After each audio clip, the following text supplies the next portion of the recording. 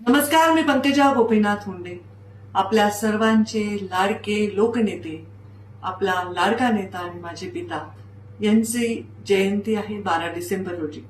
दरवर्षी गेले दशकभर आपण खूप भव्य कार्यक्रम केले, पण मागच्या वर्षीपासून मी सांगितलं की ज्यांनी त्यांनी आपापल्या गावामध्ये मुंडे साहेबांच्या स्मरणामध्ये मुंडे साहेबांना शोभेल असा कार्यक्रम घ्यावा आणि लोकांनी त्याच्यावर अवलंब केला आणि अगदी गावोगावी मुंडे साहेबांची जयंती मोठ्या जल्लोषामध्ये साजरी झाली. मुंडे साहेबांच्या जीवनाला शोभेल असे काम केले, कोणाच्या दुःखी माणसाची मदत केली, शेतकऱ्यांची मदत केली, विद्यार्थ्यांची मदत केली, आजारी लोकांची मदत केली. अशा प्रकारचे कामं करून मुंडे साहेबांसाठी त्यांच्या जाण्यानंतर देखील आपण आपलं प्रेम दाखवलं. याही 12 डिसेंबरला जिथे आपण आहात तिथून जरी मुंडे साहेबांना हवा असणारा एखादा विचार सोबत घेऊन आपण कार्यक्रम केला तर तीच खरी मुंडे साहेबांना श्रद्धांजली असेल.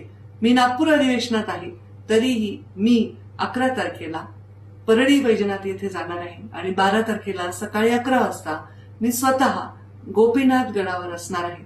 जे लोक तिथे येतील त्यांना तिथेच भेटू.